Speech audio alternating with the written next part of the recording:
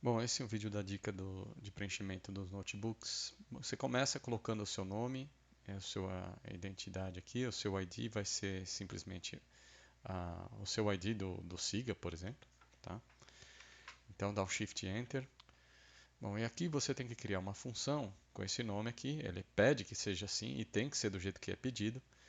Onde você tem que pegar, dado um número inteiro aqui, você tem que retornar os números, os quadrados desses números de 1 até o número. Então, se n é igual a 10, você tem que retornar os quadrados de 1 até 10, como está no exemplo aqui. Tá? Então, você tem que retornar esses valores, 1, 4, 9, 16, etc. Tá? Então, eu já fiz esse código antes, eu só vou colar aqui. Então, você coloca o seu código, tá? Você coloca o seu código, tem que tomar cuidado com a indentação. Veja, tem um if, então tem que dar um tab para dentro, o else tem que dar um tab para dentro. E essas coisas aqui, o if, o else e o return tem que estar no mesmo alinhamento aqui, tá? E tudo bem. Então você retorna aqui essa variável vai conter essa sequência e dou Shift Enter aqui e aqui ele tem um teste. Primeiro teste aqui só para você visualizar. Então você tem um squares 10 e aí você olha lá e você fala, olha lá, ó, bateu, né? Aí você esperava que desse isso aqui e o resultado foi esse aqui. E aí, em todos os notebooks que vocês vão responder, vai ter uma célula com esses testes aqui. E é essa célula que eu uso para avaliar o resultado do conteúdo das funções que vocês têm que criar.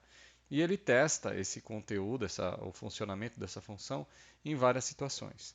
Então a primeira coisa que você tem que fazer é dar um Ctrl, um Shift Enter aqui para ver se ele roda. Se ele não der nenhuma mensagem de erro, é um sinal de que ele deve ter funcionado. Tá?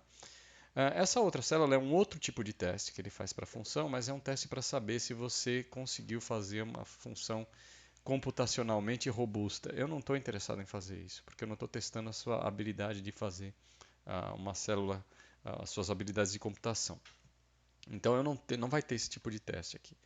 E aí você vai respondendo, vai ter outras perguntas. Aqui de novo você tem que colocar, aqui vai fazer a soma dos quadrados, então você vai pegar o resultado desse cara aqui, por exemplo, e somar tudo. Tá? Então, por exemplo, eu ponho SumSQ, é o nome.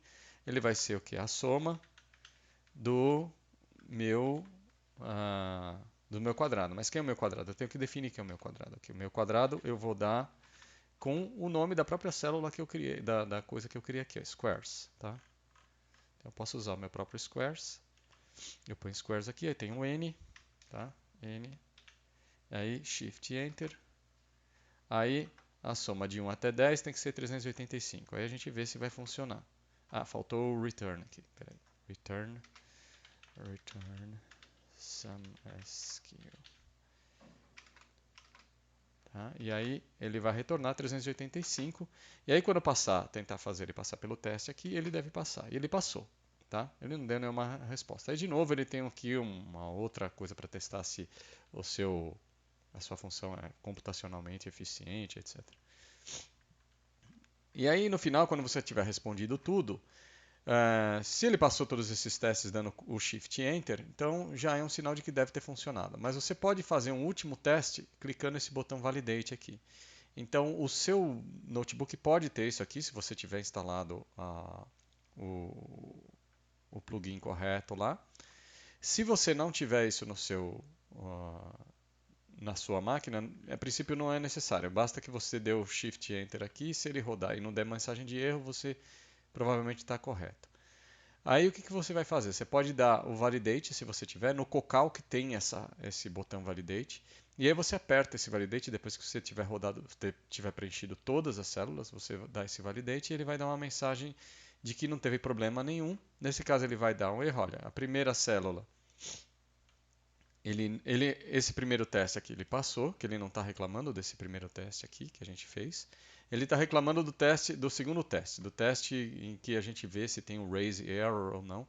E a gente não fez essas coisas aqui. Então ele está dizendo que ele não passou nessa chamada aqui. Mas isso não interessa, quer dizer, não interessa aqui. Se eu tivesse cometido um erro de verdade, você teria que ir lá e corrigir. Então vamos supor que, por exemplo, eu tivesse esquecido de colocar esse mais um aqui, tá?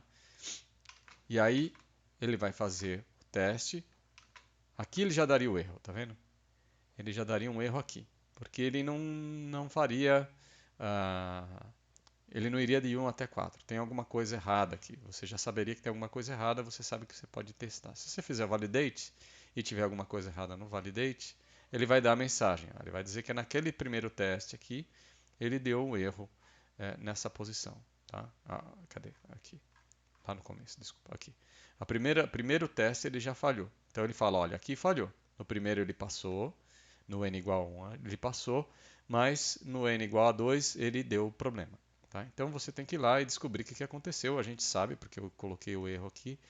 Tem que colocar mais um aqui, porque ele vai, se você falar que é de 1 até n, ou o n ele vai fazer só até n menos 1, na verdade. Tá? Então, essa é uma característica desse código que eu fiz aqui. Se você fizer um outro código, talvez ele não tenha esse problema. Então, você tem que ter atenção e ver a mensagem de erro. Mas é isso, essencialmente é isso.